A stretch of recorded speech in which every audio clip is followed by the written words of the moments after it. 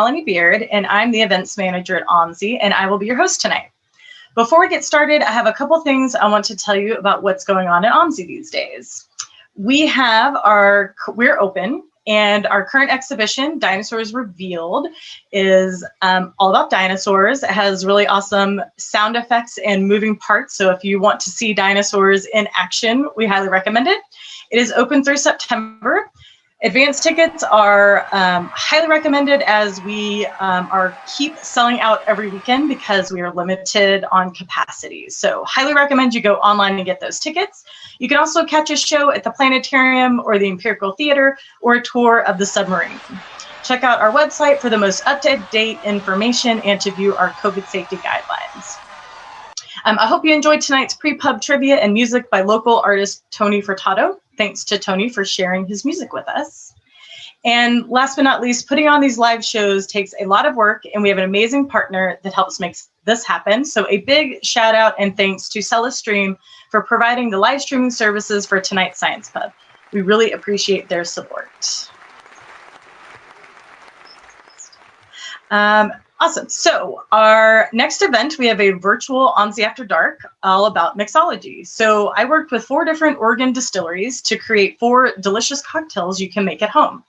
Tickets include all the mixers, a small bamboo cutting board, shot glass, and access to the virtual event.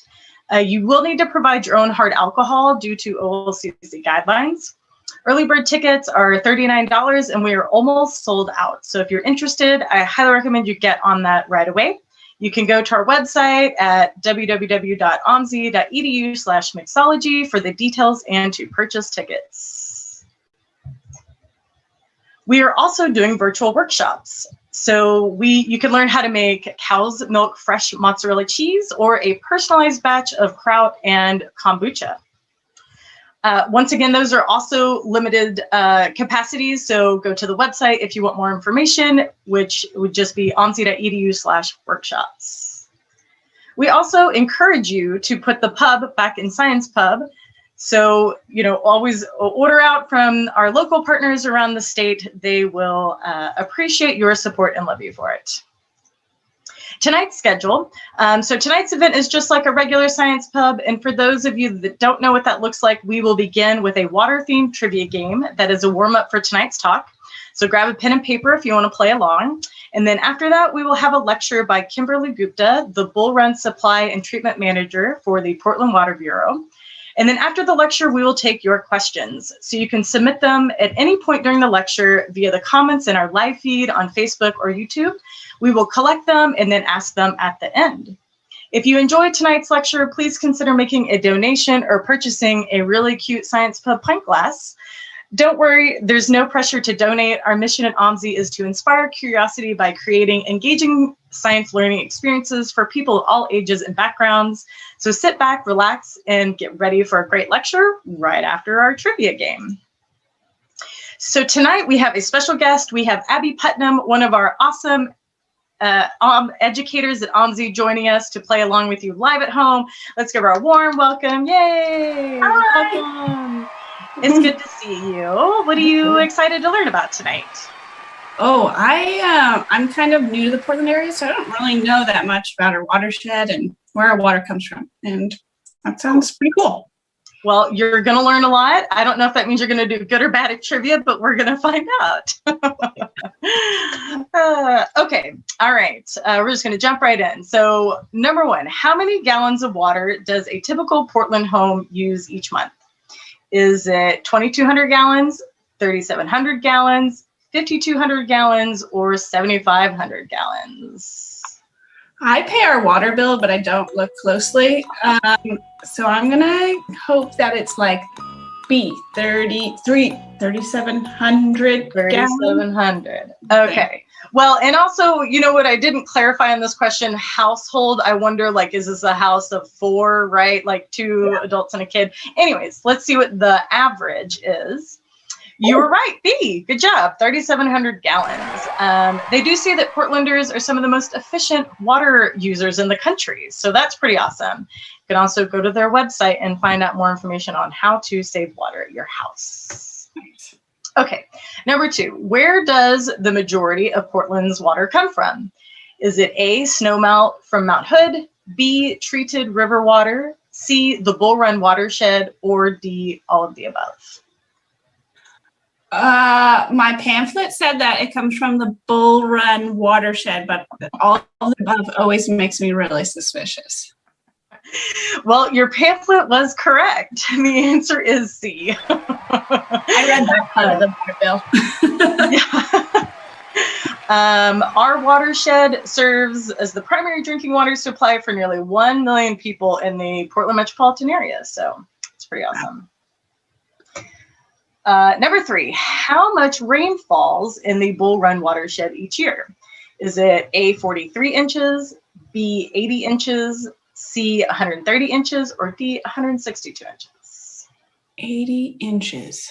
80 inches is like if it rained 1 inch every day for a month and 2.5 months, almost 3 months. Let's go with C. Let's go 130 inches. Maybe it's even more. Let's see. Look at you. Good job. It says the heaviest rains occur from late fall through spring, filling the 2 reservoirs there for storage. Yeah, so it helps us, the reservoirs help us meet our summer water demands. Good job. I think you're doing like really, really well. So good job. Number 4, how many gallons of water are used to create 1 pint of beer? Is it A, 3 gallons, B, 9 gallons, C, 20 gallons, or D, 50 gallons? It's tricky because there's grain in beer, and the grain, is it counting the water that it takes to make the grain as well? Ooh, that's a good question. Let's go with B, 9 gallons. That seems like ridiculously a lot. Well, it's actually 20 gallons. Wow. But you were right on the fact that it takes a lot more water than you think. They did reference this cool little website. I haven't had a chance to check it out, but it's called thevalueofwater.org. You can learn how much water it takes to make some of your favorite products. So I will be checking that one out. Okay, number 5. About how many water quality samples does the Water Bureau staff collect and test each year to make sure Portland's water is safe? Is it A, 2,000, B, 3,200, C, 8,000, or D, 11,000? I'm going to imagine that they have like really high-tech machines that can do a bunch of runs at once. So let's say that they're sampling a lot and do 11,000 samples. That's also kind of where I was going with this, and like you want them to test a lot of samples, right? So yeah, you are right. 11,000 samples. Nice.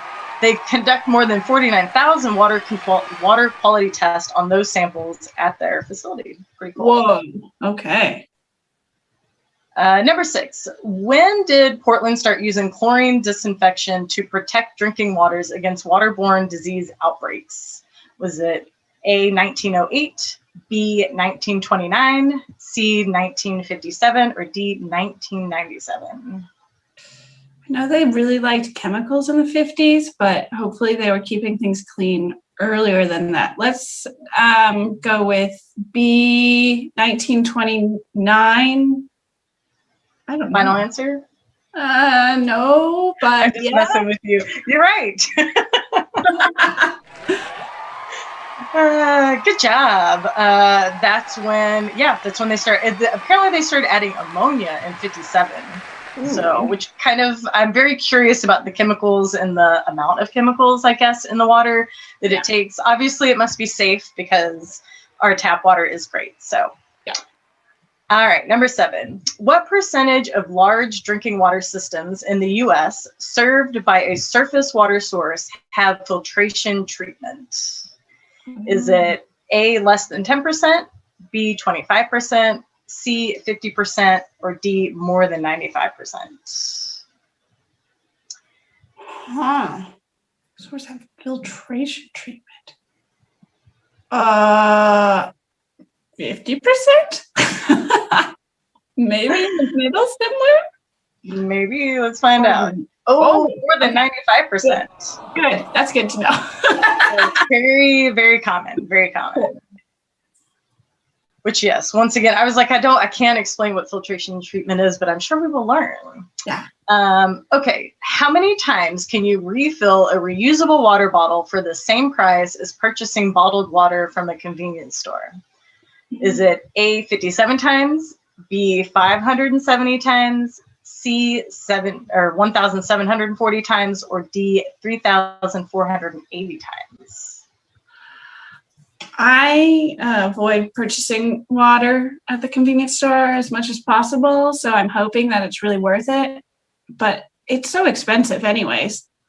And you can usually find free water. So let's go with D, 3,480 times. Well, I like where you're going, but technically it was only 1,740 times, which is still really, really good. Yes, so, definitely. Yeah, water bottles are good. Okay, number 9, what steps does the Water Bureau take to reduce exposure to lead? You might have read about this in your pamphlet, I don't know. A, provide free lead in water testing. B, increase water pH to reduce corrosivity. I knew I was going to say that wrong. Corrosivity. C, never used lead service lines. Or D, all of the above.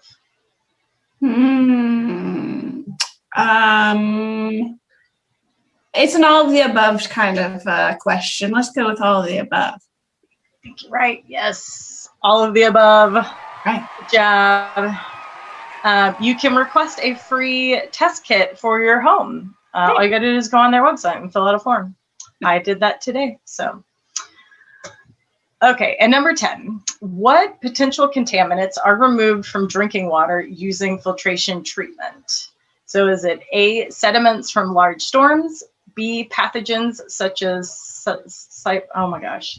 cryptosporosis or sporidium, C, ash and debris, or D, all of the above?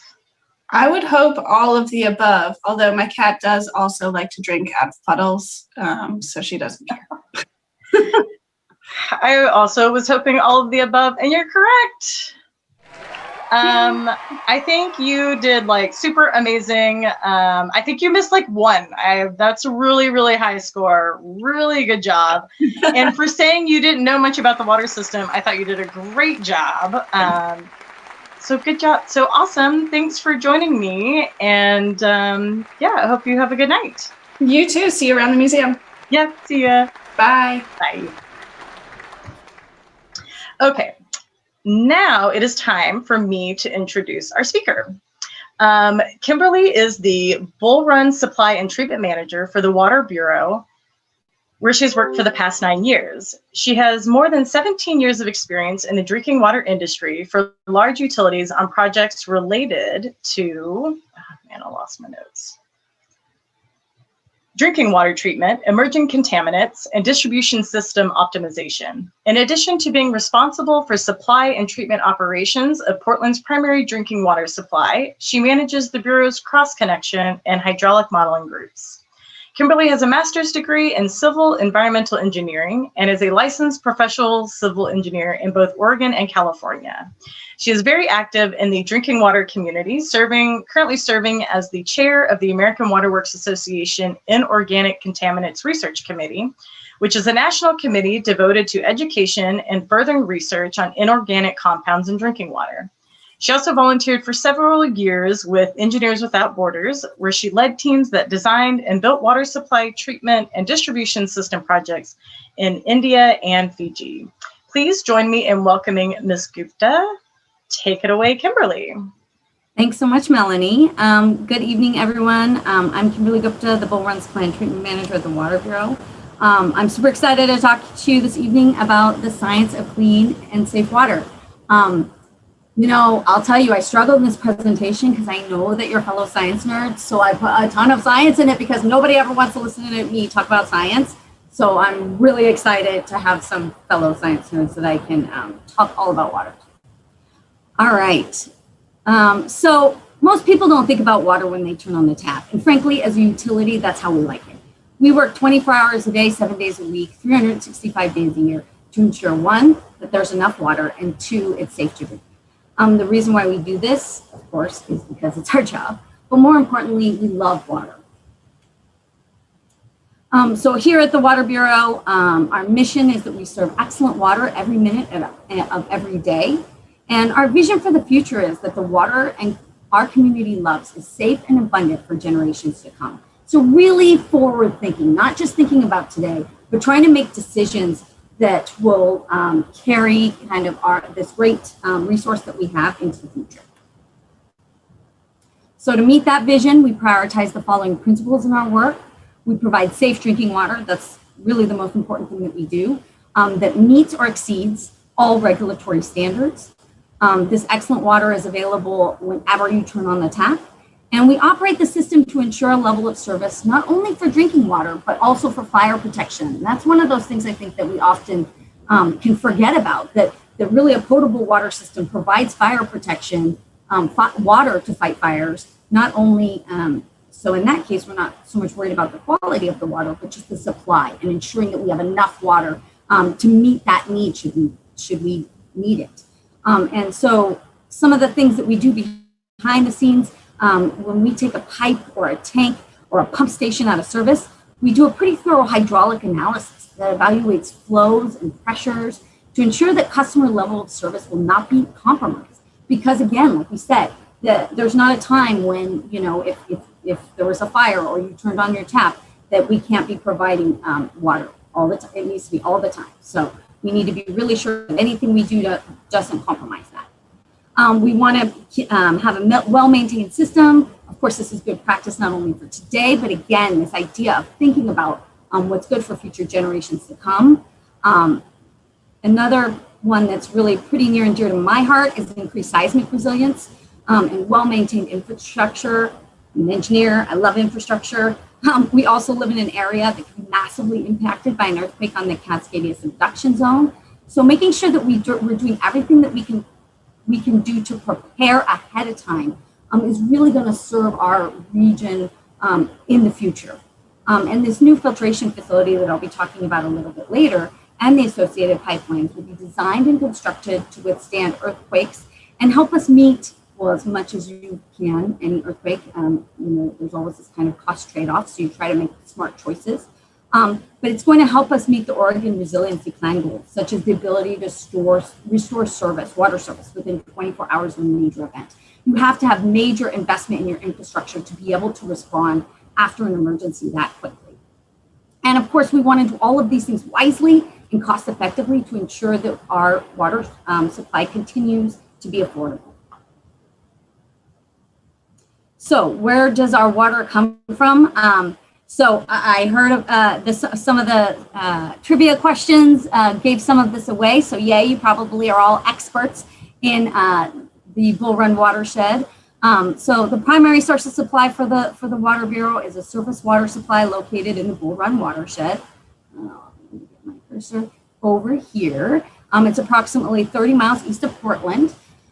So even though the Bull Run is near Mount Hood, you all should know this, it is important to note, so Bull Run is right here, that our water does not come from Mount Hood. We're a separate watershed. And you can see, let me give you a little laser pointer so you can see. Here is our watershed boundary here in green, and then this is the management unit here in gray. So you can see Mount Hood is south east of us. So the Bull Run watershed is approximately 102 square miles. It contains 2 raw water reservoirs used for drinking water supply, Reservoir 1 and Reservoir 2. We were very not challenged names there. You can figure them out very easily. 1 is the first one and 2 is the second one. Reservoir 1 and Reservoir 2 combined can store approximately 10 billion gallons of drinking water. The Bull Run reservoirs depend mostly on seasonal rainfall to refill each year. Another one of your science pub questions, annual average precipitation in the watershed is approximately 130 to 135 inches per year. That's in contrast to the approximately 43 inches that we get here in Portland. So we get a lot of rain in the Bull Run watershed. We're very lucky in that sense. You know, there are a lot of places all around the country that are water limited. We get a lot of rain every year in the Bull Run watershed. Most of this rain falls during the fall and early spring, similar to what we see here in Portland. And so then the water stored in the reservoirs during this time is really essential for meeting summer water demand into town. It's similar to here in town. We usually have warmer, drier summers in the Bull Run. So we really rely on that stored water supply to get us through the summertime. Rains generally replenish the supply in late September. But, you know, in dry years, that can come as late as November or December. And I will say in recent years, I mean, last year was a good year. But in recent years, we've seen, you know, drawdown. That's when we start pulling the reservoirs down and there's less water coming in and going out, starting earlier and earlier, and some of the fall rains coming later and later. So whether that's a trend, hopefully not, but, you know, with climate change, that is something that we're expecting, that we're thinking about a lot. So we want to make sure that we're managing our supply very carefully so we have enough water to serve all of our needs. All right, now water flows from reservoir. I'm going to kind of show you the flow pattern. Sorry, I got a little crazy with the first there. The flow pattern of water in the Bull Run watershed. I just put a new battery in my mouse and apparently it's going crazy. Water flows from Reservoir 1. Here we have 2 dams actually on the Bull Run Reservoir, on the Bull Run River, excuse me. Those create Reservoir 1 and Reservoir 2. Water flows from Reservoir 1 into Reservoir 2 to our headworks facility, where we add gaseous chlorine for primary disinfection. Water then flows approximately 10 pipeline miles to our Lusted Hill facility. The water's flowing through some pretty large diameter conduits. And at Lusted Hill, we add chloramines for secondary disinfection, and we also add sodium hydroxide for pH adjustment. At this point, the water is considered fully treated and will head off to town. It will head to, and then it will go to Powell Butte, which is kind of the hub of our system. Water then flows out of Powell Butte to the rest of town. We're lucky enough to have a really excellent water secondary source of supply in the Columbia South Shore well field. If we ever need to take the Bull Run supply off for a turbidity event or an emergency, we can do that because we have the Columbia South Shore well field. We also use the well field during the summer if we need to augment supply from the Bull Run. There's approximately 25 active wells, and we'll pump from the individual wells to the groundwater pump station here. We seek to mimic the treatment at Bull Run so folks don't see too much of a disruption. We'll add chlorine for primary disinfection, ammonia to form chloramines for secondary disinfection, and we'll use sodium hydroxide for pH adjustment if needed. And then water will flow here to Powell Butte and will go on to the system. If we're augmenting and water's flowing from Bull Run at the same time, water will mix from groundwater and the Bull Run here at Powell Butte before flowing to the rest of town. So the Portland Water Bureau, we serve almost 1 million people. We serve the city of Portland and 19 wholesale customers. We use approximately 100 million gallons of water a day on an average day, but really that can go as high as 155 million gallons per day on a peak day. All right, so great water quality really begins with source water protection. And here in Portland, we've been extremely lucky because generations of lawmakers, city staff, and community members have worked to protect the Bull Run. This all started back in 1904 when President Roosevelt signed the Trespass Act into law. This was the first federal protection that restricted access to the Bull Run. This was replaced in 1977 with the Bull Run Act, and the protections were further increased with amendments to this act in 1996 and 2001. So in addition to those federal regulations, we also have protections written into the city code itself. And most recently in 2019, Portland voters, so you all, approved a charter amendment to further protect city-owned lands in the Bull Run closure area. So despite the fact that we will be building new treatment that we'll be talking about here later in the presentation, really the first step in any good treatment program is protecting your source. And we have every intention of continuing that great historical protection that was begun over 100 years ago. So similar to the Bull Run, our groundwater supply is also very well protected. The cities of Portland, Gresham, and Fairview have implemented the groundwater protection program to protect the Columbia South Shore well field. The protection boundary area shown on the map on the right, so this one here, so this protection area is shown in yellow, was developed to establish a 30-year time of travel boundary to maximize groundwater protection. So basically that means it would take 30 years for a drop of groundwater to move from this protection area boundary, or obviously outside of it, to a drinking water well that we use for drinking water for the city of Portland, which is pretty great. So that gives even us enough time to be able to respond to that as a public agency. So we want to make sure that we're understanding are there risks to our groundwater supply, and that we're tracking them as soon as we find an issue. And we have an extensive monitoring. The Water Bureau has an extensive monitoring well network located around that boundary that we monitor routinely to detect any potential threat to the drinking water wells. You know, how do you know if there's a threat if you're not monitoring? We're big fans of monitoring and ensuring that we're understanding what's going on in our watershed or our groundwater well. All right, so getting back to the Bull Run, we talked about all the great protections that we have there, and that we utilize the Bull Run as our primary source of supply for drinking water for town. But you know, we need to manage the Bull Run source for multiple uses, not just for providing drinking water in the Portland metro area. We need to maintain compliance with the Endangered Species Act, because we have several species of ESA listed fish in the Bull Run River. We also have to comply with the Clean Water Act as part of our incidental take permit, what allows us to take water for drinking water. So two of the ways that we do this is by maintaining a minimum water flow to the Bull Run River all times of year. And this, you know, that's not so challenging during the winter where we have big winter storms and lots of water coming down the river. But really this becomes a little bit more challenging in the summer when we might be a little bit more water limited. The second thing that we do is we manage temperatures in the lower Bull Run River. And we do this by strategically releasing cold water during certain times of the year. And our multi-level intake facilities in Reservoir 2 really allow us, really facilitate us utilizing the Bull Run to meet those objectives. And here I'll show you, this is, my drawing skills are not great. So this is just a kind of a schematic to show you what that looks like. So this, imagine, is the intake structure in Reservoir 2. So this is water, even though some of it isn't the color that you would imagine water to be. So this is the bottom intake level. We have 3 different intake levels, so bottom, middle, top.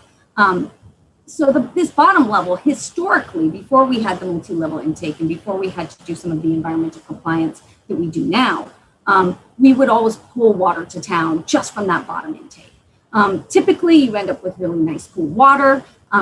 Cold water is great for a variety of reasons, not just for fish, but also for town, because cooler water typically is in the reservoirs is typically of a better water quality. As you move up into the water column and things get warmer, you get more organic loading, you get more algae up here. Algae will decompose, you get more organics. Bacteria love warmer water. It's like a little bacterial hot tub. They start reproducing faster. So really just kind of as water gets warmer, and again, in the Bull Run, we're pretty lucky. People have to deal with 21C water much higher than that. So this is just kind of in the scheme of the Bull Run. We love to have this kind of cooler water for town, but also for fish. So what we end up doing is we close off this intake at the end of February, and then we'll save all of this cold water so that we have it through the summer, so that we can send enough water down the river to meet our obligations. And so, but then you might be thinking, well, okay, so then are you maintaining the water quality that's coming to town as well? Well, yes, of course we are. So we monitor water quality at these different elevations, and I'll show you some figures that go more into that here in a little bit.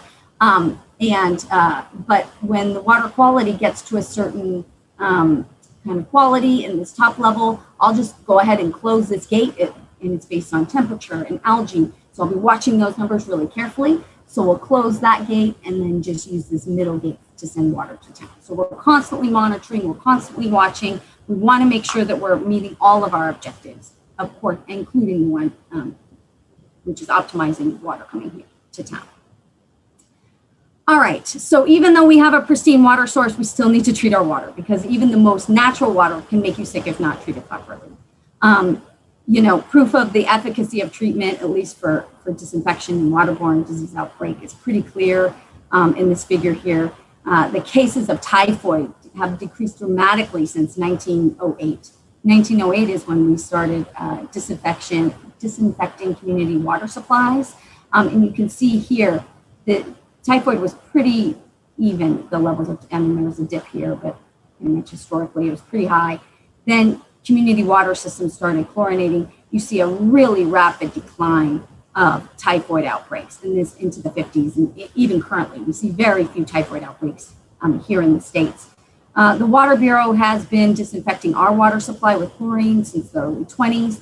And we've actually been we started using chloramines as a disinfectant in 1957. And we made that switch because chloramines are actually much longer disinfectants. So they are a much longer lived disinfectant, So it provides longer capabilities of disinfection throughout the distribution system. So that's a real benefit of chloramines. All right, so in addition to waterborne disease outbreaks and typhoid, obviously there are a lot of other drinking water contaminants that we monitor for. There's currently approximately 90 different contaminants that we have drinking water regulations for. The EPA, Environmental Protection Agency, sets the limits for those different compounds. The types of regulated compounds that they have set limits for are inorganic compounds. These are things like lead and copper and chromium. So the metals, organic chemical contaminants. These are typically your pesticides, herbicides, gasoline, BTEX kind of components. These are typically man-made compounds. Then we have the radioactive chemical contaminants. These are things like alpha particles and beta particles, and typically what you would associate with maybe nuclear power, but also radioactive chemicals can come from, like uranium, can actually come from natural processes. If you have a lot of granitic rock in your watershed, with the breakdown of granite, you can have a release of uranium. So radioactive chemical contaminants aren't just something that can be man-made. So we monitor for those as well. They're required by the EPA. And then finally, microbial contaminants. And the source water assessment for the Bull Run determined that microbial contaminants were really the main contaminants of concern for the Bull Run. Because most of these other compounds really aren't going to occur, well, inorganic compounds don't occur at high levels in the Bull Run source. And then these other compounds are typically, radioactive and organic, and even synthetic organic, are really more man-made compounds. So it's really these microbial compounds that are being of concern to the Bull Run. Of course, we need to always be thinking about emerging contaminants, cyanobacteria. You can see here I have a picture of what happened in Salem. That cyanobacteria bloom a few years back caused one of the largest do not use orders in history. So those are things that we think about when we're planning for the future. We also think about opportunistic premise plumbing pathogens, even though premise plumbing is an interesting piece because what happens past that's outside of our distribution system, so it's very difficult for us to control because it's inside of buildings. So Legionella is one that's been in the news a lot lately, and then some other contaminants like Chrome-6 and manganese. So they're emerging. EPA is doing a lot of work to evaluate should they be regulated or re-regulated at different levels. All right, so I want to get into the treatment for the Water Bureau. I mentioned this when I was walking you through our Bull Run supply. We're an unfiltered system currently. We're one of 5 large unfiltered left in the country, large unfiltered systems left in the country. There's not that many unfiltered systems left anymore, and we will be moving away from that with building the filtration plant. I mentioned gaseous chlorine for primary disinfection, ammonia to form chloramines, sodium hydroxide for pH control. That's kind of shown here in this figure. But, I talk about these compounds that we add, but it's extremely important not only that we add these compounds, but that we have those dosages dialed in just right, because the proper chemical dosages are absolutely essential. You need the proper dosage of chlorine to ensure that you meet your requirements for disinfection. We need to meet 3-log removal of Giardia, 4-log removal of viruses. So you need to make sure that you have enough chlorine to do that. And that's your CT time. Then if you're a chloraminated system, which we are here in Portland, you need to optimize your chlorine to ammonia ratio. And I'm going to tell you a little bit more what I mean by this figure here. So this figure shows you really a total chlorine concentration. So this is your residual. Think of it as your residual that you have out in the distribution system. And we're really looking to kind of optimize that disinfectant residual. This would be about, say, 1.5 in the distribution system. And then, so this on your x-axis, you have your chlorine to ammonia mass ratio. So how much chlorine to ammonia do you add? It's very important that you actually get that ratio right. You should be close to a 5-to-1 chlorine to ammonia ratio to ensure that you have proper disinfection.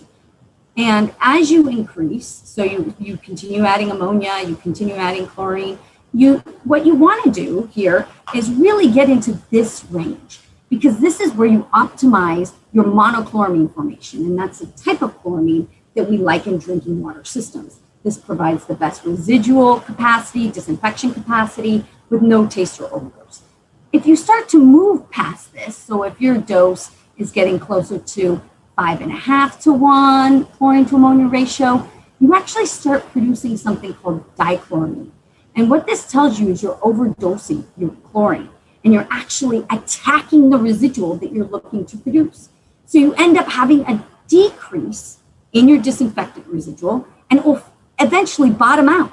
You'll feel like I just added a bunch of chlorine and ammonia to my system, but I'm not seeing any disinfectant residual because you've added it completely at the wrong. You've overdosed your chlorine at this point, and now you start to get what we call break point, and you get into free chlorine. And in a chloraminated system, this is not good, because all this will do is attack the rest of your disinfectant residual in your system.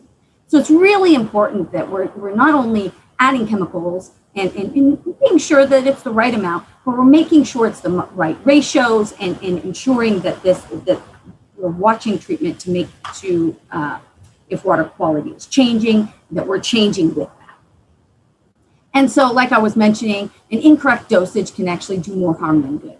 If you're overdosing your ammonia, for instance, which that would mean you're down here, you're actually going to send a lot of ammonia is a substrate for bacteria and can cause actually a lot of different types of bacteria to grow. And so there can be a lot of issues if you're not paying close attention to how you're dosing your water system. And again, I mentioned this, but chemical dosing is really based on real-time water quality conditions. So it can change based on pH, temperature, chlorine demand. So our trained operators are watching this to ensure that we're providing good treatment all the time. And so, yes, like I said, the goal for the water treatment operators, they're trained. Their goal is to produce high-quality water regardless of source. So no matter what's happening, they can treat the water. I mean, currently, this kind of turbidity event, we would have to shut down. In the future, after we build the filtration plant, we will no longer have to shut down during this kind of situation. The treatment operators would just be able to tweak the treatment and be able to deal with that. So that's really the objective, is that even if the source is changing, our customers aren't noticing that at the tap. So most compounds are regulated immediately after the treatment facility, known as the entry point to the system. We talked about the different compounds that are regulated. Most of those are at the entry point. And so we have the ability to adjust that treatment to meet those changes. And treatment can be added if contaminants are found in the system or if regulations change. And this is exactly what we'll be doing as part of the filtration project and the improved corrosion control project, which I'll be talking about here later. All right, so sometimes people think, okay, we've treated the water, awesome, we're done. No. That's just the first step in its travels to your house. We now need to get it from the treatment plant, where it's this excellent water quality, all the way to your home. And, we have to be thoughtful in the way that we do that, because the Water Bureau has a very large distribution system. We have over 200 pressure zones, 70 storage tanks, 39 pump stations, et cetera, et cetera. It's a big water distribution system. And this figure, I just put this figure in just to kind of show you that it's complicated. We're pumping and moving water around. There's 2,200 miles of distribution pipeline in our system. So we really need to make sure that we're monitoring and maintaining water quality throughout the entire system, because the distribution system isn't sterile. It's like a big reactor, and water quality can change as the water travels throughout the system. And if unprepared, this is another piece of the puzzle, water chemistry changes caused by treatment changes can significantly affect distribution system water quality. We're prepared for that. So we're, for instance, with corrosion control and filtration, we're taking steps now to prepare our distribution system for those changes in treatment. So water quality in the distribution system, I mentioned that there are some ways that water quality can be degraded. Certainly intentional contamination. We hope that that never happens, but we, of course, are always watching our water quality. Cross connections or backflow issues. This figure kind of describes, is a great description of a backflow and kind of cross connection issue. This picture here, it shows a water main break. So you actually end up in a pressure loss that will drag this water out of this through the premise plumbing, and it could actually recontaminate the system. A very similar situation can happen if you have something like this, a garden hose hooked into who knows what. If there was a pressure loss in the system, this water could be siphoned back into the distribution system and cause a contamination issue. Main breaks, of course, just we talked about an issue here, but also just the nature of a main break where you have water coming out and potentially soil and microbial microorganisms contaminating that area. And of course, there are other less readily apparent issues that can also affect water quality in the distribution system. And the first one of those is disinfection byproduct formation. I had talked about how important chlorine is for our disinfection. It is extremely important. It protects us against waterborne disease outbreaks. However, when it reacts with organic matter, it can form compounds called disinfection byproducts. Disinfection byproducts are carcinogens that are regulated in the treatments in the distribution system. And so we work very hard, and I'll talk a little bit more. So I'll talk more about what we do to deal with all these issues in a second. But this is definitely an issue, and we need to watch it and make sure you can't just add all the chlorine that you want, because you could end up with a lot of disinfection byproducts. Water age will also contribute to disinfection byproducts. Microbiological issues. Appropriate disinfection ensures treatment and activates Giardia viruses and bacteria. However, a disinfectant residual is necessary for lasting protection throughout the distribution system, since some microorganisms can regrow and proliferate. And while not all of these microorganisms are harmful, we think of the harmful ones like E. coli, but some of them, like HPCs, heterotrophic plate counts, are not harmful. They can still have adverse effects on water quality. One example of this are nitrifiers. Nitrification is a bacteriological oxidation of ammonia to nitrate via a two-step process. The first step, ammonia oxidizing bacteria utilize ammonia as a substrate to produce nitrite. In the second step, nitrite oxidizing bacteria use the nitrite to make nitrate. And so this process can occur pretty readily in chloraminated systems because you're adding ammonia to the water. And nitrifying bacteria can survive and proliferate under conditions typically observed in chloraminated water distribution systems. And as I mentioned, nitrification can adversely affect water quality and indirectly affect regulatory compliance. So we have to be very careful that we're monitoring this closely. Some other water quality issues in the system, corrosion. I wanted to give you a little background on corrosion because we'll be talking a lot about this here shortly. Corrosion is basically an electrochemical oxidation reduction reaction between the metal surface, such as a pipe, and the water with which it is in contact. It's very much like a battery where you have an anode and a cathode. And so you basically have where corrosion occurs. So here we don't have lead pipes, but this is just an example here to kind of illustrate this.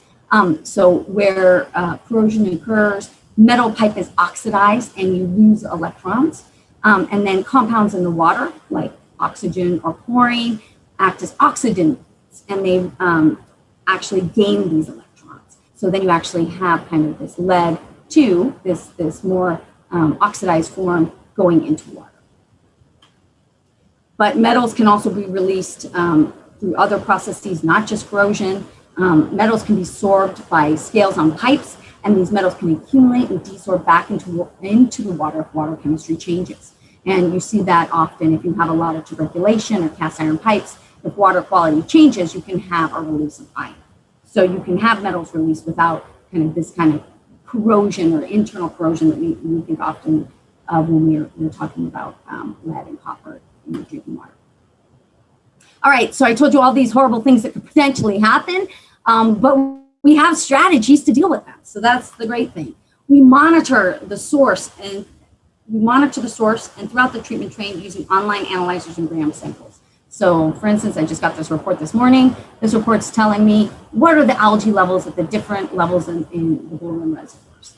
Here's another example. We're looking at manganese at different levels in the reservoir. This is at the bottom of the reservoir because of that phenomenon where we try to save that cold water for later in the season. We can actually have some types of metals come out of solution because you created more anoxic conditions in the bottom of the reservoir. So we watch those manganese, aluminum, iron levels very closely in the bottom of the reservoir before we open up those gates again. So again, just monitoring, understanding what's happening. We use the multi-level intake structure that I described to you before. So these are those gates. This is actually our SCADA system. I watch this pretty much every morning in the afternoon. These are the gates that I was talking about. This was as of this morning. These gates are closed. The bottom gates in the reservoir are closed, so we're pulling from this middle gate and this upper gate. Here you can see what the turbidity was and the temperature, so we're constantly watching. When we had some storms around Christmas time, turbidity went up as a result of those storms, so I closed some of the gates depending on where the turbidity was higher to optimize water quality coming into the system. So again, we verify that water treatment is optimized. I mentioned the chlorine to ammonia ratio being so important, and our pH targets. So we watch this again in SCADA, look at this every day and make sure we're meeting our targets. Using chloramines. Chloramines is a great way to reduce your disinfection byproducts. So we're already doing that. A lot of people move to chloramines as part of the stage 2 disinfection byproduct rule to reduce disinfection byproducts. A lot of folks move from chlorine to chloramines. We're already doing that, which is great. And we seasonally adjust our chlorine target so that we aren't feeding extra chlorine into the system if we don't need it, but we're feeding enough during the summer months when we have increased microbial activity. And we'll take sections of conduit offline during periods of high organics, again, to decrease our DBP formation. We'll monitor drinking water, again, throughout the distribution system. We have this robust nitrification monitoring, control, and action plan. We maintain stable disinfectant residuals throughout the system. We proactively minimize water age in the distribution system. A friend of mine, she worked in Boston at the water system there, and she used to always joke that water is not like fine wine. It does not get better with age. It only gets worse. So you really want to be minimizing your water age in your distribution system. We do that through a variety of ways. We adjust storage. We adjust our regulator settings. We reduce tank stratification by installing mixers. We flush in the system to move water, newer water into the system. Some of our other strategies, we have routine tank inspection and cleanings. Keep your system clean. That's really important.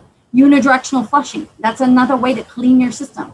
So this is before, and then thankfully by the time we finish flushing, it looks like this. But this is all just sediment and metals accumulation that you don't want in your pipes, because that can release, that hydraulically mobile accumulation can release at very inopportune times. So you want to keep your distribution system clean. We do that by unidirectional flushing. Maintaining positive pressures, of course, is very important.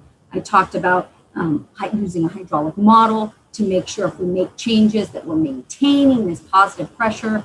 Positive pressure acts as a barrier from contaminants coming into your pipes. A cross-connection program is very important. I gave you an example here. Sorry, this is not my labeling. This was actually a backflow prevention device that we found in the field. So cross-connection and backflow, the way you prevent those is by installing approved backflow prevention devices. That's what this is. This is a particular type of backflow prevention device called a RPBA, reduced pressure backflow assembly. So that's great. Water's coming in here. This backflow assembly protects water from going back out. Great, that's awesome. One problem, they hooked up a pipe here to bypass our entire assembly, which our inspectors found when they went out and inspected it. So we have to constantly be looking. People aren't doing these things on purpose. They don't realize that that presents a hazard, but these are things that we need to be watching for as the water utility. All right, now let's talk about some of the treatment projects being planned for the future to improve our system. We talked about the watershed protection that we've been doing for over 100 years. We continue to do that. That is really the first step in any good kind of treatment or system, in my opinion.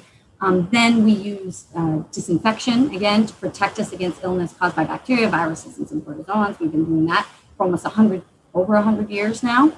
But the new projects are going to be corrosion control treatment, so improved corrosion control treatment, because as you'll remember, we already do pH adjustment. We adjust our pH, increase our pH by adding sodium hydroxide. So we're going to be building improved corrosion control treatment so we can increase our pH, but then also add alkalinity. I'll explain this a little bit more later, but alkalinity really allows us to be able to maintain that elevated pH in our distribution system.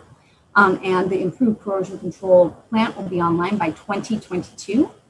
And then we'll be building a filtration plant. So one of the main drivers for this, of course, is crypto removal. And we're required to have a filtration plant online to treat for crypto by 2027.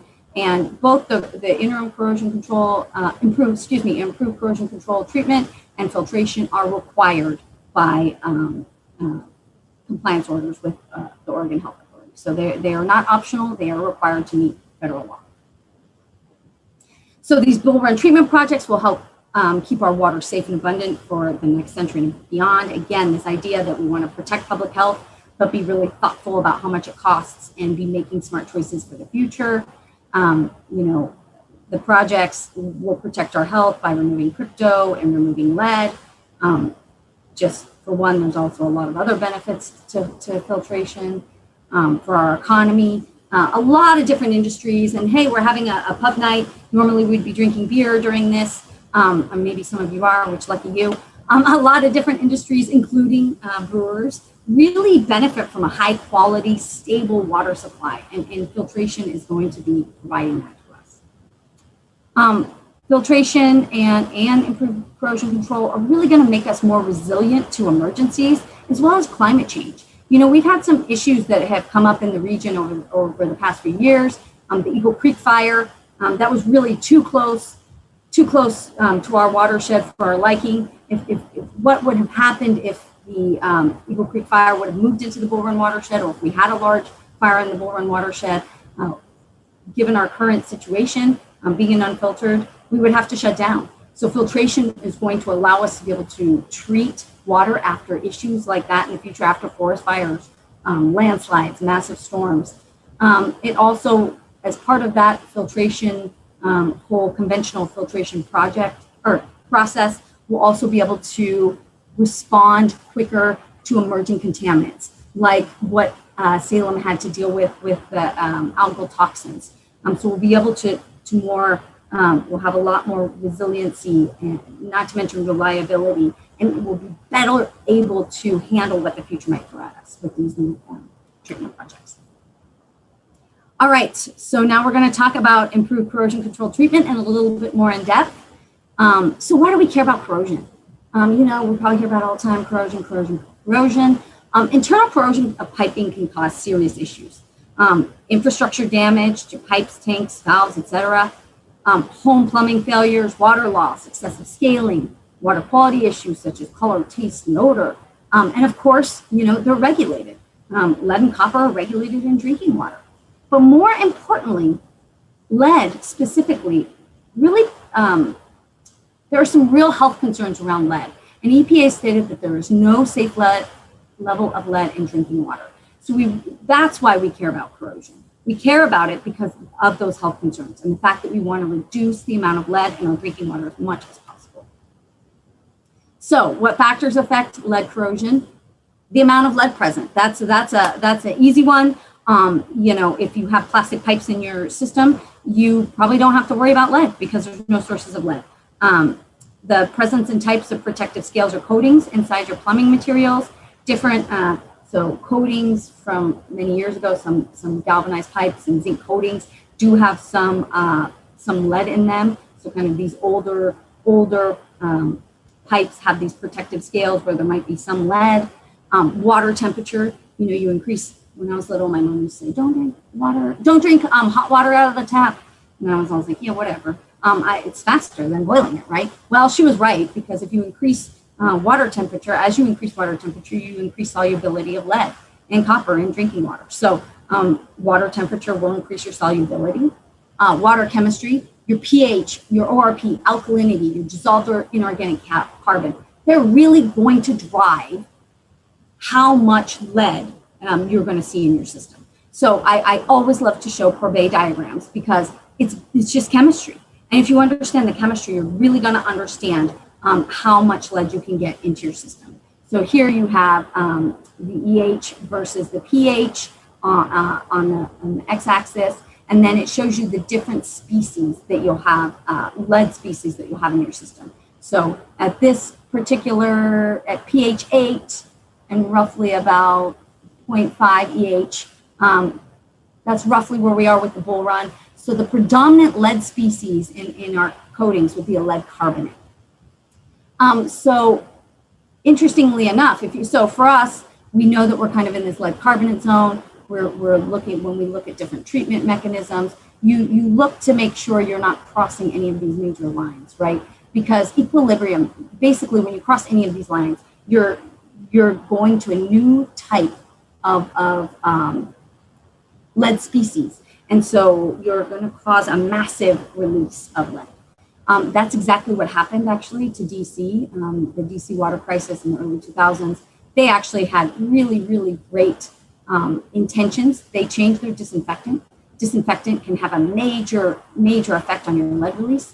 They were always a free chlorinated system. So they operated up here. Free chlorine is a much better oxidant than chloramines. So it has a higher pH.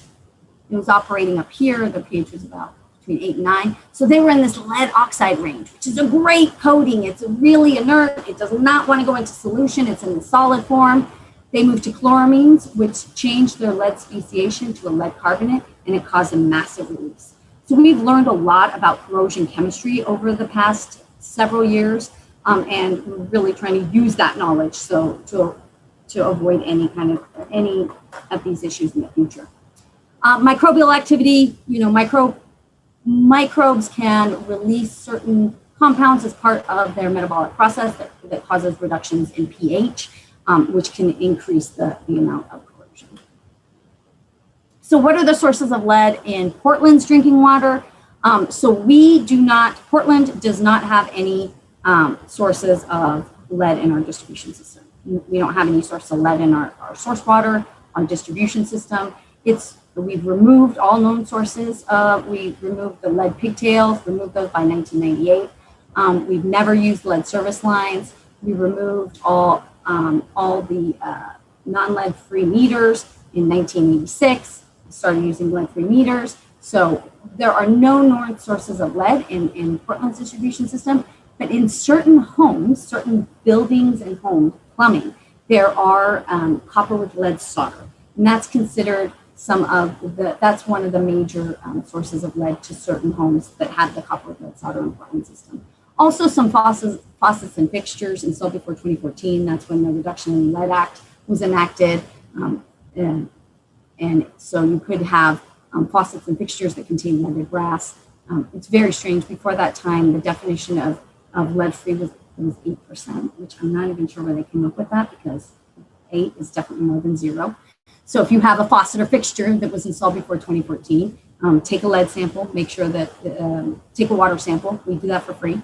Make sure you don't have lead in your system. But again, so really lead in Portland system is this kind of premise plumbing issue in certain homes. So the way that we comply with the lead and copper rule, we have a lead hazard reduction program that takes a really comprehensive approach to reducing exposure to lead and provides the following: corrosion control treatment. I mentioned that we treat our water with sodium hydroxide to pH 8.2, so to reduce the corrosivity of our water. We also have a free lead in water testing program. Anyone in the service area can ask for a water test, and we'll send you a kit and send you back the results. We also do a lot of education, outreach, and testing, and we provide grants to different organizations to help people reduce their exposure to all sources of lead. We also have a home lead hazard reduction program. The Water Bureau funds lead lead paint removal in homes. And this is important. So we're talking about paint in lead homes, lead paint in homes. Paint is really considered one of the greatest risks for lead in Portland homes, rather than, because we don't have lead service lines. It's really kind of this lead paint issue. All right, so here are the results of our monitoring. Every 6 months, we are required to take 100 samples from these tier 1 homes, which represent kind of the most highest risk for lead release. And these are the results of those samples. You can see here, this is the 90th percentile of lead. This is the action level. This is what we need to be under. These really high numbers were before treatment, before the LCR was promulgated. And as we've changed treatment over the years, you can see that those numbers have come down. But, you know, there's a lot of opportunity for improvement. We want to see those numbers come down. We want to see the lowest possible lead that we can get in our system. And that's really why we're excited for our improved corrosion control treatment program. So, like I mentioned, one of the way that we're going to hopefully reduce lead in our system is building improved corrosion control treatment.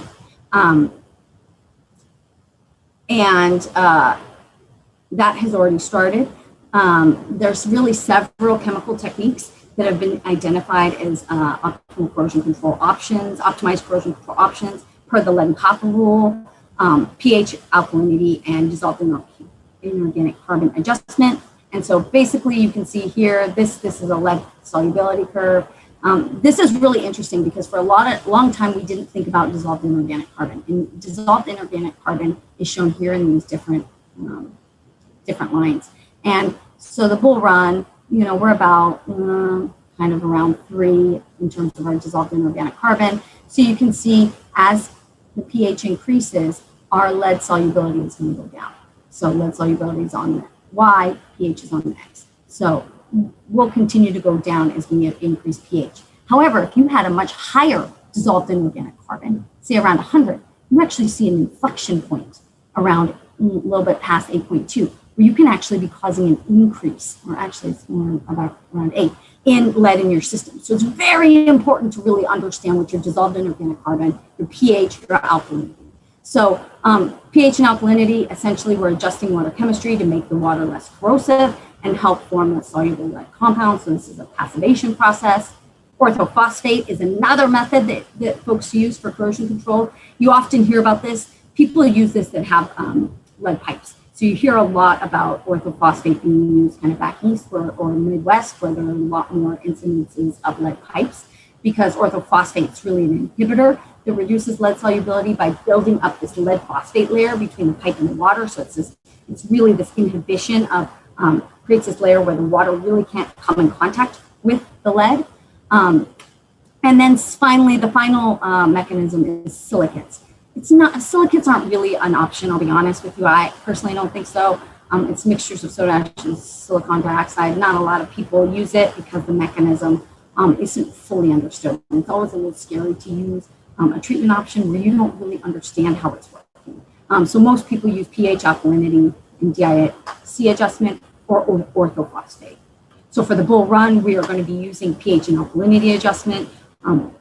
That works just as well as orthophosphate, but without the discharge concerns. So we'll be using soda ash and carbon dioxide I'm drinking carbonated water as we speak. So pretty innocuous compounds for our corrosion control treatments. So now we're going to move on to filtration. Sorry, I'm picking up the pace because I realize I am talking a lot and I have a lot to tell you. All right, filtration. So filtration. Selecting, before we move into our plan to treat for crypto, I just want to provide you a tiny bit of background. I know I'm running out of time on what led up to this. So in 2006, the LT2 was promulgated, which required some systems to provide additional protection against crypto. This was really, I would say, mainly in response to the crypto outbreak in Milwaukee in 1993. Over 400,000 people were affected and more than 100 people died. So really kind of crypto really came to the forefront of our thinking at that time. And it still remains one of the worst waterborne disease outbreaks in U.S. history. And since crypto is resistant to chlorine disinfection, PWB had to either build treatment or pursue a variance once the LT2 was promulgated. City Council directed us to pursue a variance to show that the naturally occurring levels of crypto in the bull run was lower than or equivalent to what treatment would provide. So PWB got this variance. We were the only utility in the whole country that got one, and we operated under the variance from 2012 to 2016. Then 2017 hit. Between January and March of 2017, we found 19 crypto oocysts. For this time, we've been finding essentially none. Those numbers of oocysts, I mean, it was multiple samples, one oocyst here, one oocyst here, one oocyst here. But basically, the sheer number of detections wouldn't allow us to meet the requirements of the variance, which was that we had to be less than 0.075 oocysts per 1,000 liters. So then in May, OHA notified PWB that they were going to revoke the variance. Of course, we were working with them and looking at this ourselves. This wasn't a surprise based on our numbers. Then in August, Council unanimously selected filtration as the treatment option we were going to pursue. And then in December of that year, the variance was revoked. And we signed an agreement and interim conditions with Oregon Health Authority that we would be building a filtration plant by September 2027. All right, Jason, we have a video to show you right now. So Jason, if you can roll video 1 on crypto. What do you think cryptosporidium is? I think it's a type of turtle. Some kind of weird squiggly germ. A crippled scorpion. I think it looks like a big octopus. I think it has legs, probably like those little slimy 10 tentacles. Nothing in the ocean is hairy. I think it's bad because it might be a squiggly germ. Actually, cryptosporidium, or crypto, is a microorganism that can make people sick. We have found low levels of crypto in our water, so we need to build a filtration plant to meet federal regulations and protect us. But crypto is just one reason to filter our water. There are many other benefits of filtration. Learn more about the Bull Run treatment projects and the future of our water system at portlandoregon.gov/bullrunproject. Wait, what was it again? portlandoregon.gov. Bull Run projects.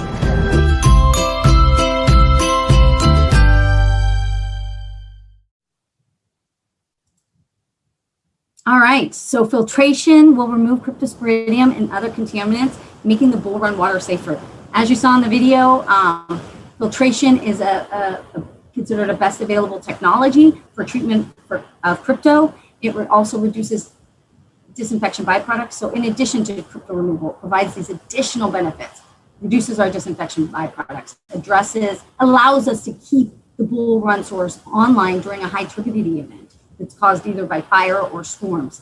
It addresses algae concerns. It keeps sediment out of the distribution system. So that kind of gross, not gross, but that flushing picture I showed you with kind of chocolate milk looking water, hopefully we'll see less of that in the future. And it really helps to prepare us for future regulation and emerging contaminants because you can tweak filtration to meet those objectives a lot easier. So conventional filtration provides multiple barriers to remove contaminants to keep our water safe. It provides protection against turbidity, pathogens, dissolved metals, organics, taste and odor, algal toxins, and the ability to treat bull run water to some level after a forest fire. It's very, very robust treatment, and most filtration plants employ conventional treatment. Conventional, just in the word, it's typical, it's normal. Treatment plants, we like treatment plants to be really robust and just kind of always work. You know, you want the belts and suspenders, and conventional treatment really provides you that. And so now that we're talking about filtration, I'm going to run you through each of the unit processes so that by the end you're all experts in filtration. All right, so the first step in treatment is pre-oxidation, and at the Bull Run filtration plant we will be using ozone as an oxidant. Ozone is one of the best oxidants ever. It's a very, very strong oxidant, so it's very effective against a number of different types of compounds, and it's actually a best available technology for algal toxins. So that's what, for instance, Salem's putting in to deal with that issue. Ozone will also be very beneficial to us because this will be a zero liquid discharge plant, meaning all of the waste streams that we produce as part of the treatment process have to be recycled to the front end of the plant. So ozone will provide, again, that just disinfectant oxidizing capability. And the way ozone really works is you have oxygen. So usually liquid oxygen, that's the best way to produce it. You add energy. So think about, that's kind of like after a rainstorm, after you've had a lightning storm, you generally can smell that kind of crisp something in the air, that's ozone. Then after you've done that, you actually produce, so you produce ozone, ozone breaks down into radicals, including hydroxyl radicals are some of the best oxidizers, and they just go and attack everything that you want it to attack in the water. So that's how ozone works. Our second step so our next unit process is the coagulation flocculation process. This is also, so we kind of show you at the bottom what the individual steps do. None of this, most of the steps work in conjunction with each other to provide a thorough treatment. But we wanted to kind of show you what each process was doing. But coagulation, coagulation is extremely important because natural organic matter is negatively charged and will typically not settle out easily in water. And natural organic matter is exactly what we want to get rid of. It's this stuff. So in the coagulation process, we add a positively charged coagulant, like aluminum sulfate, to attract those negatively charged particles. This provides particle destabilization and aggregation to form what we call floc. So these particles, these positive coagulants, jumps on the negatives, forms these bigger particles called floc. Kind of looks like snow in my opinion. So you get these nice big fluffy white flocks. And so you add your coagulant, mix it very vigorously. So the way this works, you add your coagulant, you do it very vigorously in your flash mix or your rapid mix. That's coagulation. And it really happens quite fast. It can happen on the order of a second to 30 seconds for those initial reactions to start occurring. And the particles are going to be coming in contact with each other and sticking together to form larger flocks. And so the next step is flocculation. That's where you're wanting these larger flocks to form. And so you're really wanting to bring together the newly formed coagulant and natural organic matter particles, so our floc, created in the coagulation step to create even larger floc.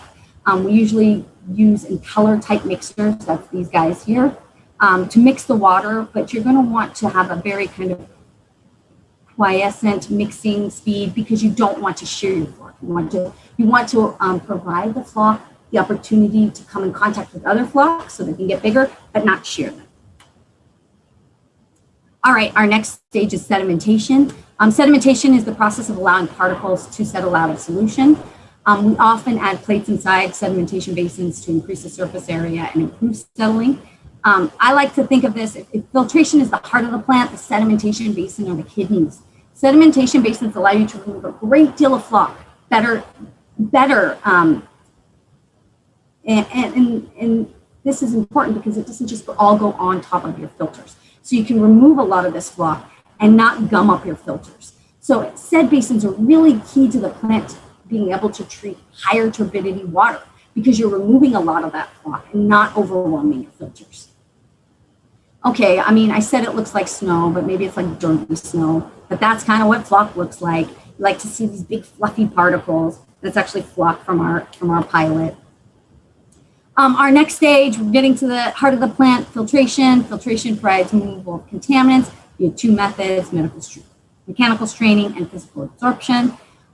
Filters really don't look that exciting initially. When you look at the top, it's kind of like, but there's really so much going on beneath the surface. And so water that passes through the sedimentation process passes through a filter composed of very specific size sand and anthracite. So here's a cross section, so you can kind of see really what's happening. So the water comes in here from the sed basin, it goes through a layer of anthracite and sand, and then an underdrain system, and then that clean water gets carried out to the clear well. So filtration removes dissolved particles such as dust, parasites, bacteria, viruses, chemicals, etc. So next we move, so finally in the treatment chain, we've gone through, filtration, sedimentation, coagulation, population, oxidation. Now we get to corrosion, chlorine disinfection and corrosion control. You're all experts on disinfection and corrosion control, since we covered that quite a bit when talking about our existing treatment. But just as a reminder, the disinfectant, in this case chlorine, will be added to our water to inactivate or kill any remaining viruses, bacteria, or giardia that remain after the treatment process. And then after the water has been exposed to chlorine for the appropriate amount of time, ammonia will be added to form chloramines. We're maintaining chloramines as our secondary disinfectant, and then we'll be adding corrosion control treatment. We'll need to reevaluate our corrosion control treatment since we're significantly changing our treatment with filtration. So we're currently in the process of looking at metal coupon studies just to make sure we're fully understanding any effects that our new treatment scheme is going to have on corrosion. And that's really a great segue to our pilot plant. The pilot plant is essentially a mini water treatment plant that attempts to mimic full scale. So we're looking at all of these. We're looking at corrosion. We're looking at filtration rates. So it's a way for us to really mimic what our treatment will be in the future and ensure that we can meet regulation, not only regulations, but our water quality goals. And that's throughout the year. Because, we do see seasonal changes in water quality. For instance, in the wintertime, water temperatures are much lower, and this cold water, around 3C, we see in the Bull Run, can be challenging to treat. And we want to ensure that we can appropriately treat the range of conditions that we typically observe in our system. So in addition to optimizing treatment, we use pilot plants to avoid unintended consequences. And we do this by conducting a very robust monitoring plan over a year. So we monitor a variety of compounds, and we look at treatment to make sure that we're not impacting, we're not having impacts on something that we might not think about, like for instance, manganese release as part of some of the oxidation that we're doing upstream. So we try to be really, really thorough and evaluate all of the potential ramifications. So the pilot has all of the unit processes described earlier that will be used with the full-scale plant. So it has ozonation, coagulation. So ozonation here, coagulation and flocculation, and filtration. So these are the different filters. We're looking at different media sizes, various media depths, various flow rates to see what is going to be the best treatment for our water. And now one of our fabulous water quality engineers, Matt Gifford, is going to show you a little bit more about how we're using the pilot. So Jason, if we could roll video 2. I'm Matt Gifford, and I'm a water quality engineer with the Portland Water Bureau. And welcome to the coolest water filtration project in the entire country. We're here at the Bull Run Filtration Pilot, where we're learning how to take Bull Run filtration water, the best source water in the entire country, and make it even more brilliant.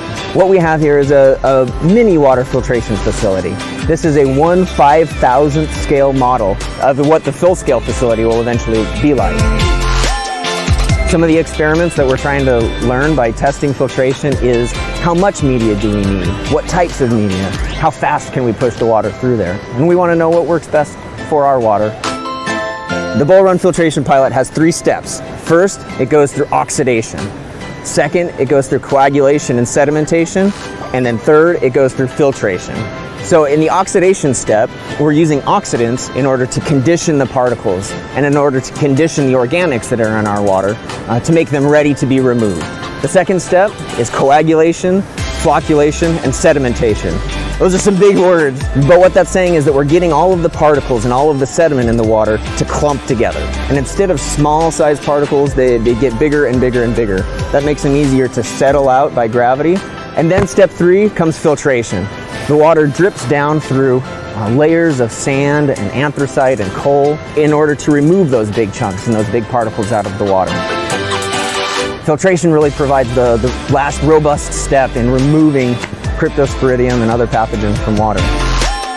One of the greatest lessons that we've been able to learn is that there are a number of options that work well for our water. This is great because it provides City Council and the decision makers a lot of flexibility in what we can choose that provides the most value for the City of Portland. I love being able to use science to inform important decisions. And I love being able to make clean drinking water that will benefit people's health for years to come. Learn more about the Bull Run treatment projects and the future of our water system at portland.gov/bullrunproject.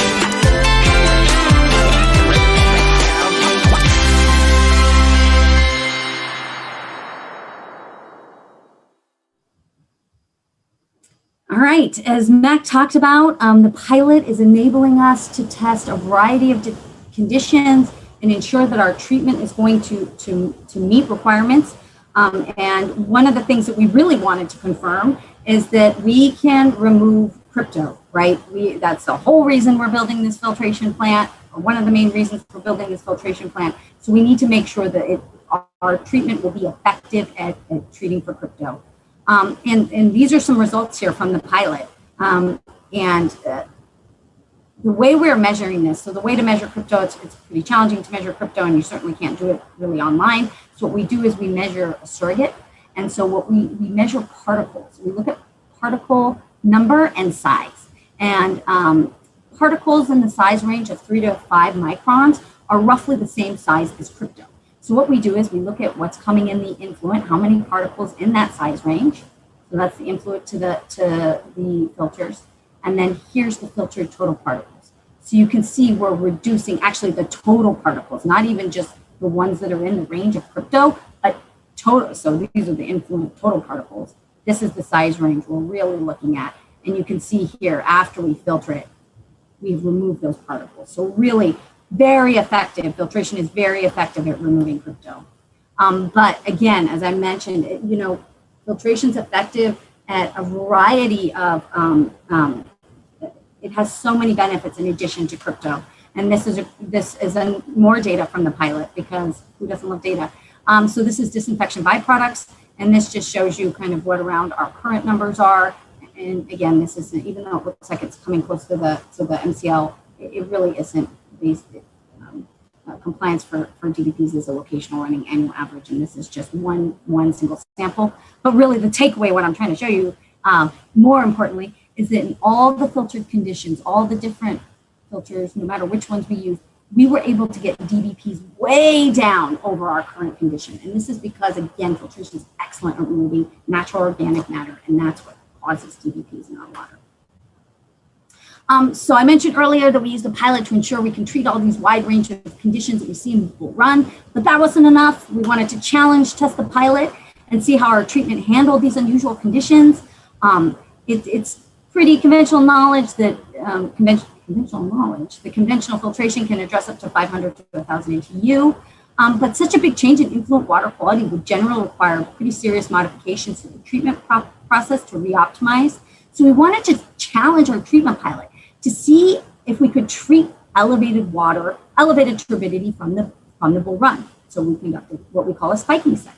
And we really wanted this to be authentic, of course. So we actually had staff hike out into the watershed, the bull run watershed, and collect dozens of 5-gallon buckets of native bull run soil. We even tried to collect soil from what we call the rhododendron formation, which is a specific type of volcanic soil found in the bull run that results in this lighter, fluffier, more difficult to treat solids. And so you can see that here we made a slurry with those bull run solids, and you can see here, then we put it through the pilot. You can see the raw water pretty darn turbid, but as you move through the treatment process, it looks great. So even these higher turbidities, we were able to treat with the filtration pilot, and we'll be able to treat in the future. So the pilot is guiding process selection and design criteria for the full-scale filtration facility. It's informing our process selection, the type of media, how deep the filters are going to be. And we submitted that pilot study to OHA back at the end of 2020. And after we use the pilot for these kind of treatment studies and optimization studies, it's really going to be a great tool for the operators. So we're on track to deliver filtered water to our customers beginning in September 2027, which is our compliance deadline. So just a reminder of where we are in this process. Project planning is complete. The pilot study is complete. The design is underway and is expected to be complete in 2022. Construction will occur between 2023 and 2027. 10 years sounds like a long time, but it really takes a long time to do a project of this magnitude correctly.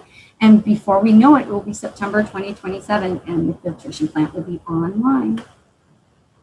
When complete, the filtration facility will provide clean and safe water for nearly 1 million people who depend on the bull run supply now and for future generations.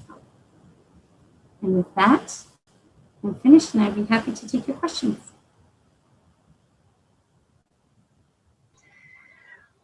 Well, thank you for that really informative and awesome lecture. That was a lot of information, but it was really interesting. And we do have some pretty good questions to start, but just as a reminder to the audience, if you have not submitted your question, please put those in the comments of Facebook or YouTube, and we will do our best to get to them. Okay, let me look at my questions. Let's see. Okay. So we have, I don't know, some of these I would say look are heavy hitters and some of them are a little bit easier. So I'm just going to go with one of the early ones and see what you got. Quick question. Do you want me to stop sharing my screen, or does it matter? Oh, sure. Yeah, you can stop sharing your screen. Okay, great. Okay, what is the Water Bureau doing to allow for the eventual loss of glacier melt runoff after the Mount Hood glaciers have melted? So I guess it's a little climate change question for you. Sure. And while that is a significant issue, we do not get our water from Mount Hood. We get our water from the Bull Run. So that will not directly impact us. Of course, climate change is a big issue, but that won't impact our water supply.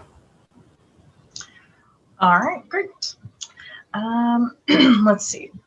The reservoir appears to be in a very forested area. What type of forest and fire management procedures does the Bureau have in place? So that's a great question, and we have lots of awesome people that work on that side of things in our resource protection group. I will say we partner with the Forest Service. The Forest Service owns most of the land, so we own quite a bit and manage quite a bit of the land right around the Bull Run reservoirs, but the Forest Service owns and manages the majority of the lands in the watershed. So I think we probably defer to them on forest management best practices. And I know that our folks work very closely with the Forest Service on those issues, and certainly fire protections and trying to, if there are IFPL levels, so IFPL levels, they'll increase during the season if fire levels increase. We'll take precautions to reduce what we're doing in the watershed, to reduce, we'll take precautions to reduce any threat of fire from our activities. We'll also proactively monitor power lines through the watershed just to make sure that we're decreasing any possibility of our actions causing a fire. So I would say we work really closely with our partners. Was there kind of like a follow-up to that? Was there any repercussions from the most recent, from last summer's fires and smoke that came through? Yeah, I mean, I'll tell you, it's just more of a scares you that a fire could come into the watershed, right? And through, even if everybody's working really hard to fight the fires, and fires can be unpredictable. And so we stood up our emergency operations center to really kind of talk through, okay, what is this going to mean? We had some folks that were evacuated several of my folks actually were evacuated. One of my facilities was just on the edge of the level 2 evacuation zone. So we had to start thinking through, how are we going to evacuate our staff? Never mind what happens later, but how do we even get our staff out of there? What does that mean for the Bull Run long term? Because we wouldn't be able to, we're not firefighters. So unless the Forest Service or the firefighters were able to fight it, it just makes you, it makes me be even happier that we're going to have filtration online. I mean, we still hope that there's no fires in the Bull Run, but it just makes you think that with climate change, we might see more incidences of fires in the future. Gotcha. Yeah, that's kind of crazy. Here's an interesting one. Are you testing for, which I don't know what this means, but I get where they're going. So are you testing for PFAS chemicals and the newly identified quinonins from tire wear particles? I'm not sure what the second ones are, but if they're from tire particles, I don't imagine that we have those in the Bull Run, because that sounds like a man-made kind of chemical, and since the Bull Run is still protected, I'm not sure that we have those. I need to look into that a little bit more. PFAS, PFOA, we do not have those in the Bull Run. We don't have the sources of PFAS and PFOA in the Bull Run. And we've tested Columbia South Shore well field for those as well. So yeah, those luckily are not an issue for us. Gotcha. Let's see. Let's see. So since EPA requires optimized corrosion control treatment to minimize lead at customer taps, why not provide filters to anyone who wants them? Because as part, well, I guess a few things. The EPA states we have to provide treatment, optimized corrosion control treatment, and so that's what we'll be doing as part of the improved corrosion control treatment plan. They don't discern that you can do one or the other. They're very specific. We've had conversations with them multiple times. They are very specific about, you need to treat water to meet these requirements. So passing out filters, I think that filters can be effective point of use treatments. If you use the right filter, if you change it at the frequency that you need to change it out, otherwise it can cause much bigger problems because you can actually end up having breakthrough and having a massive release of lead. So I think that we're moving more on the track of providing that treatment to all homes versus the individual point of use. Yeah, I think that makes sense. The individuals need to be responsible for some on their own, I suppose. So this is an interesting one. I don't know if you work on the risk management or know much on the risk management side, but somebody was asking if there are major risks to the water system from earthquakes or volcano eruptions. Certainly earthquakes, and I think that there has been talk about lahars and issues from volcanic eruptions. I don't know that the water system per se. I know that lahars can cause a massive issue to the Sandy River. So we do have some conduits that run underneath there, but we did a project 10 something years ago now to put the conduits under the Sandy River to protect them. So I'm not sure that the system is very susceptible to volcanic eruption. I mean, anything could happen, but certainly to earthquakes. Earthquake is a big deal. We are constantly looking at ways to improve our system. So not just filtration and the new pipes for the filtration program actually are going to provide a very an awesome opportunity to replace some really aging infrastructure with some new, more seismically sound pipes. So we're going to take some of the older conduits out of service, older pipe out of service, and build this new earthquake-proof pipe or more earthquake-resistant pipe. Also, it allows us to put it in a place that might be more protected if there was an earthquake. So we've done an entire seismic study at the Bureau back in 2017, identifying steps that we need to take to become more resilient and more seismically resilient.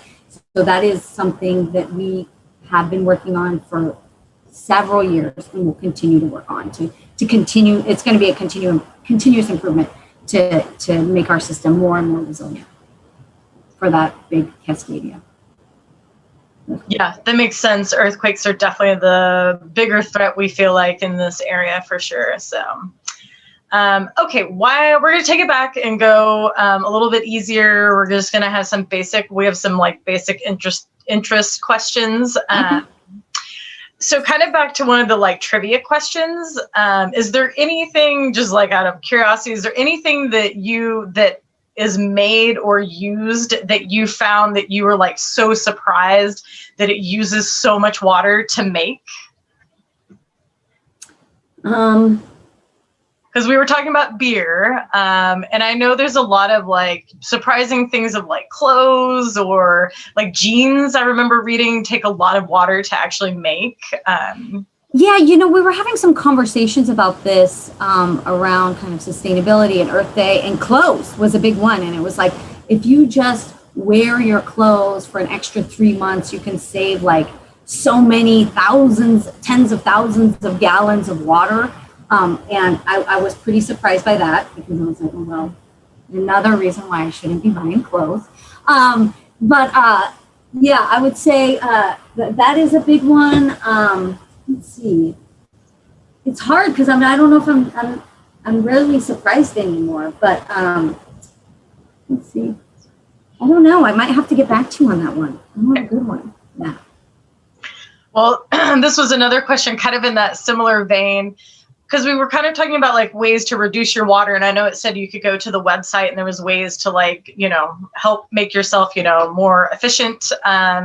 Is there anything that you personally do to, or have done over the years that has reduced your water consumption that you think has made a difference in the grand scheme of things, I guess? Yeah, I mean, so I grew up in a very, to me, Portland has so much water because I grew up in a desert where we didn't have any, where water was a very, very limited resource. And so I kind of came from a place where it was like, okay, we would watch how long we were, and then I lived in California for a number of years. And so it's like, you'd watch how long you spent in the shower, and really like the low flow toilets and making sure that you're only watering your lawn very early in the morning or your flowers or whatever, and being really careful about how you're doing that.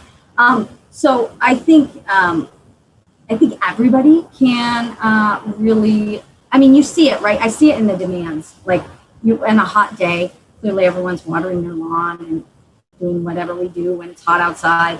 You see the demand spike way up. So you see that right away, just kind of in that usage, that normal usage of those. So I guess for me, I've always been a little frugal with water. I run the tap for a minute in the morning. So just in case I have any, lead issues in my pipes, it runs, I get rid of it. That's the best way to do it, flush for a minute. But, I tend to be pretty careful with my water consumption just because of where I grew up. So I do think like, the water, the normal stuff, right? That you would think that washing your clothes, like we don't need to wash clothes unless they're dirty, and I think that there's a lot of just those routine things around the house that we can save a lot of water if we're careful. Oh, interesting. Let's see. Another one came in. What percentage of water that is treated actually is consumed by humans versus used for the industry? Are there water systems that deliver both potable and non-potable water to customers, or potable, however you say that word? Yeah, I've heard it both ways. So I'll be honest, I'd need to take a look to see what are demands for industrial versus residential.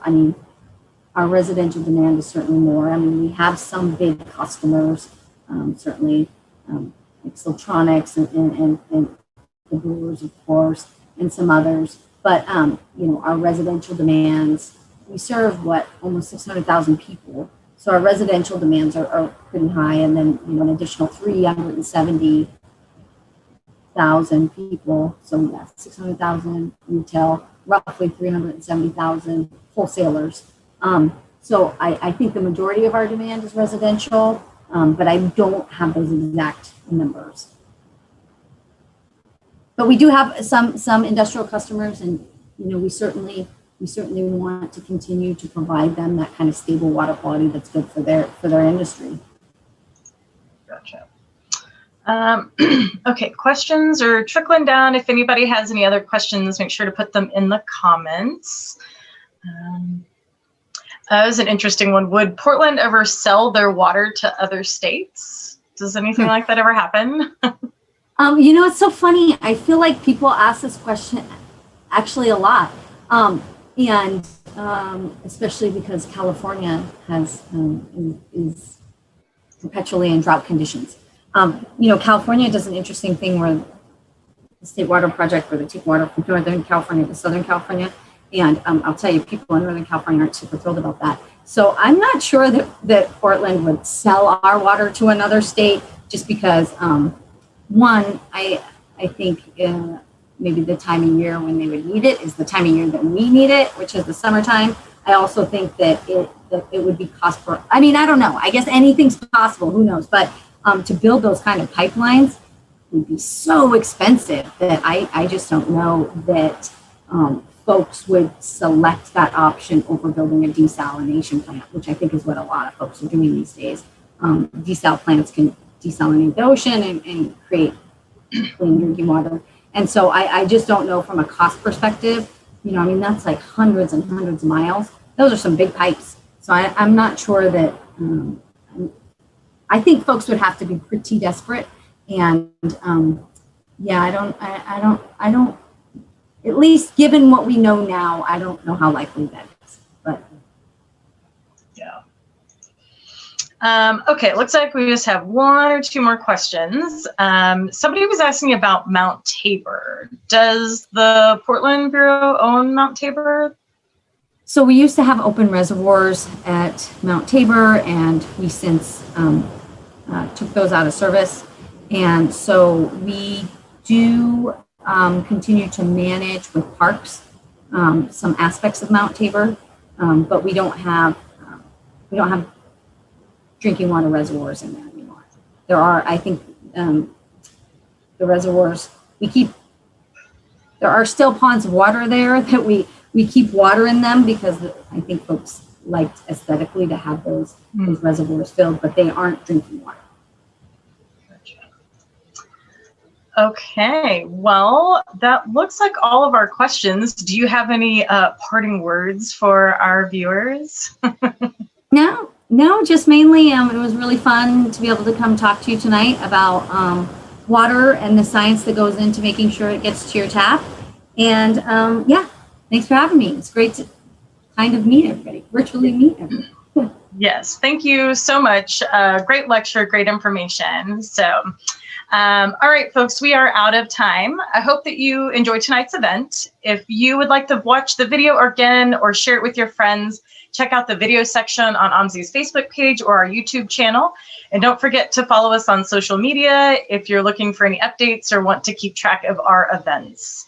I know I mentioned it at the beginning, but please consider supporting Science Pub and making a donation. You can use the Facebook donate page. You can go to our website, omsi.edu/donate, or you can go to the link that was in the chat earlier. And join us in 1 week for our next lecture on April 20th. It is about living with volcanoes in the Pacific Northwest with Gina Roberti, the Science Education Coordinator at the Mount St. Helens Institute. And once again, thanks to our partner, Cellastream, for helping make tonight's event possible. As always, you can get more information on our website at omsi.edu. Thanks and have a good night.